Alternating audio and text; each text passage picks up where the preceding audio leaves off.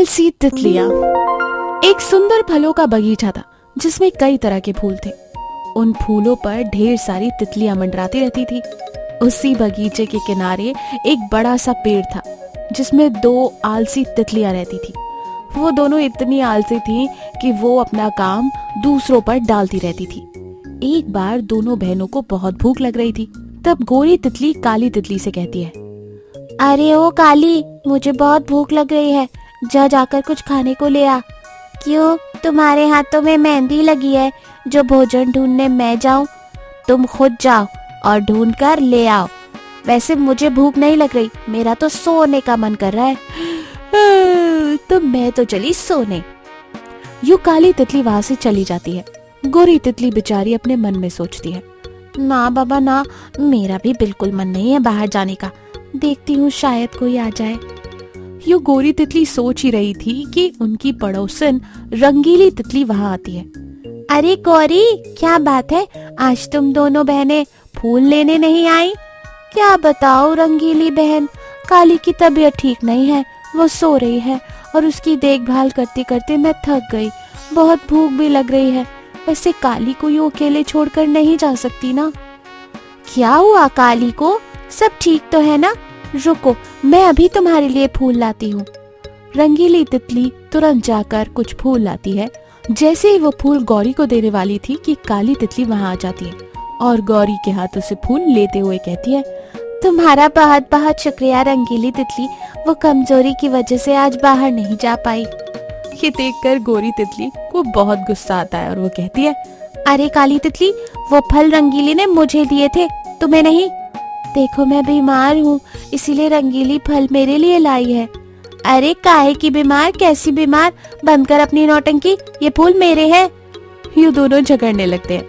दोनों की लड़ाई में रंगीली तितली के लाए हुए फूल बिखर जाते हैं। ये देख रंगीली तितली को सारी बात समझ आ जाती है और वो गुस्से से कहती है, बस करो तुम दोनों अपना झगड़ा, आलसी कहीं की। अरे मुझे पहले ही समझ जाना चाहिए था कि तुम दोनों कितनी आलसी हो। मैं चलती हूँ, तुम दोनों यूं ही भूखी मरो।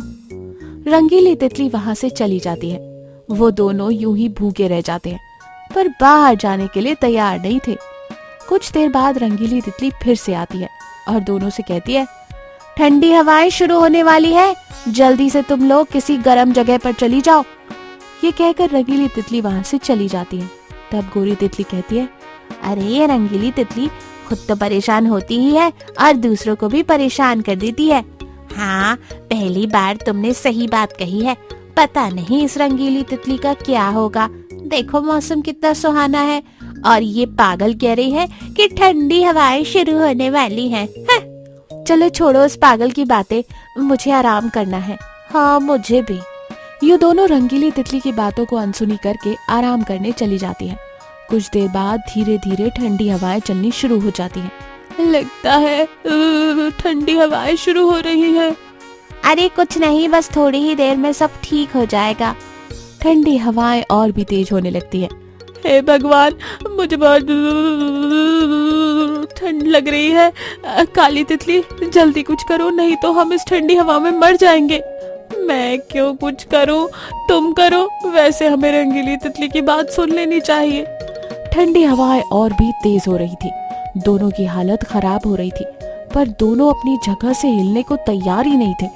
दोनों भगवान को याद करने लगे, हे भगवान, प्लीज हमारी मदद कर दो, ठंड के मारे हमारी जान जा रही है। हाँ भगवान, प्लीज हमारी मदद करो। दोनों अपनी आलस के कारण अपनी जगह से टस से मस नहीं हो रही थी। ठंडी हवाएं बढ़ती गई और दोनों तितलियां ठंड से मर गईं। इस कहानी से हमें ये सीख मिलती है कि भगवान भी उन्हीं की मदद करते हैं जो आलस नहीं करते और खुद अपनी मदद करने के लिए तैयार रहते हैं। जंगल के तालाब में एक घमंडी मगरमच्छ रहता था। हर साल धूप काल की वो राह देखते रहता था। कुछ ही दिनों में धूप काल आने वाला था। तब मगरमच्छ खुद से ही बातें कर रहा था। अरे वाह, धूप काल आने वाला है, मेरा पसंदीदा मौसम। सारे जानवर अब इसी तालाब में आएंगे पानी पीने के लिए और मुझे इस तरह से खाने के लिए शिकार मिलेगा। कितना मजा आएगा। काश ये धूप काला 12 महीने भी चल जाता। ये मगरमच्छ की बात उसी तालाब में रहने वाला कछुआ सुन लेता है और वो मन ही मन में सोचने लगता है, ए घमंडी मगरमच्छ, तू फिर से चालू हो गया चाल खेलने के लिए। बेचारे जानवर अपनी प्यास बुझाने यहाँ आते हैं और तुम उनको डराकर उन पर हमला करता है। पर इस बार मैं ऐसे नहीं करने दूंगा तुम्हें। दरअसल धूप काल में जंगल के बाकी के सारे तालाब सूख जाते थे। बस वही एक ऐसा तालाब था जहाँ 12 महीने पानी रहता था। इसीलिए धूप काल में जंगल के कोने कोने से जानवर वहाँ आकर रहते थे और मगरमच्छ इसी बात का फायदा उठाते हुए उनका शिकार करता था और उन्हें परेशान भी करता था। पर कछुआ इसी बात को रोकने के लिए वो जंगल के बाकी के जानवरों के पास जाता है। उसे रास्ते में हिरन मिलती है। अरे कछुए, आज तालाब से निकलकर यहाँ जंगल में कैसे घूमने निकले? हिरन, मैं तुम सबसे मिलने आया हूँ। तुम सबको मगरमच्छ से आगाह करने आया हूँ। कछुआ मगरमच्छ का सारा मंसूबा हिरन को बताता है। वो दोनों मिलकर बंदर के पास जाते हैं। कछुआ बंदर को सारी बात बताता है। तब बंदर कहता है, ये बात तो सही है कि मगरमच्छ हर साल पानी पीने आए जानवरों को सताता है, पर इस साल हम ऐसा क्या करेंगे कि उसे सबक मिले। ऐसे कहते ही कछुआ और बंदर सोच में डूब जाते हैं कि आखिरकार इस मगरमच्छ का क्या किया जाए। तब हिरन कहती है, अरे कल मैं गन्ने के खेत गई थी। वहाँ पर मैंने देखा कि एक इंसान पाइप से कुएं का पानी खेत में डाल रहा था। तो क्यों ना हम वैसे ही करें मगरमच्छ को सबक सिखाने के लिए। पाइप से हम पानी सारे जानवरों को पिलाया करेंगे ताकि उन्हें तालाब के पास जाना ही ना पड़े। हिरन का ये सुझाव कछुआ और बंदर को बहुत पसंद आता है। बंदर जल्दी से एक पाइप का इंतजाम करता है और उसे तालाब में डालता है और उसका दूसरा कोना पेड़ से होते हुए दूसरी तरफ रखता है। पर इस बात की भनक तो उस घमंडी मगरमच्छ को थी ही नहीं। धूप काल शुरू हो जाता है। इधर मगरमच्छ खुशी से जानवरों की राह देखते रहता है, पर कोई जानवर तालाब के पास आ ही नहीं रहा। तब मगरमच्छ सोचने लगता है, अरे ये जानवर तालाब के पास आते तो दिखाई दे रहे हैं, लेकिन बीच में ही ये कहाँ जा रहे हैं? 2 दिनों से कोई भी शिकार हाथ नहीं आया। आखिर क्या गड़बड़ है? मुझे देखना ही होगा। मगरमच्छ तालाब के बाहर आकर देखता है तो बंदर जंगल के जानवरों को पाइप से पानी पिला रहा था। पास में कछुआ और हिरन भी उसे दिखाई देती है। ये सब देखकर मगरमच्छ सोचता है, अच्छा तो ये बात है। तभी मैं सोचूं कि इस बार कछुआ मुझे उपदेश देने क्यों नहीं आया। इन सब ने मिलकर मुझसे बचने का उपाय ढूंढा है। मुझे तो कछुए को अच्छा सबक सिखाना होगा। तालाब में रहकर मुझसे ही बैर ले रहा है। मगरमच्छ तालाब में चला जाता है।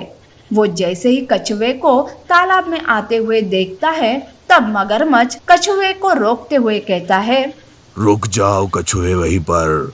खबरदार अगर तालाब में आया तो, नहीं तो मैं तुम्हें आज खा जाऊंगा। मुझे तुम सब की चाल पता चल गई है। तब तक बंदर और हिरन भी वहां आ जाते हैं। बंदर पेड़ पर चढ़कर मगरमच्छ से कहता है, अरे ये तालाब क्या बस तुम्हारा ही है? जाओ कछुए तालाब में, हम भी देखते हैं कि ये कैसे तुम्हें रोकता है। इस बात से मगरमच्छ को बहुत गुस्सा आता है और वो उछल उछल कर बंदर को पकड़ने की कोशिश करने लगता है। तब बंदर तालाब में डाले पाइप से ही मगरमच्छ को मारने लगता है।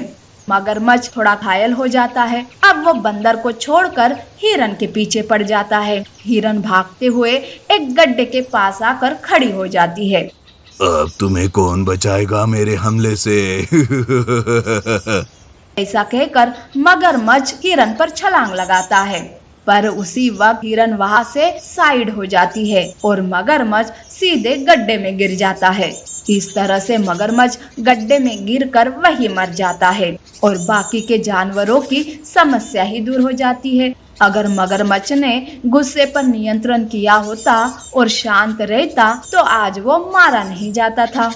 नीति: गुस्से से कभी भी कोई काम अच्छा नहीं होता।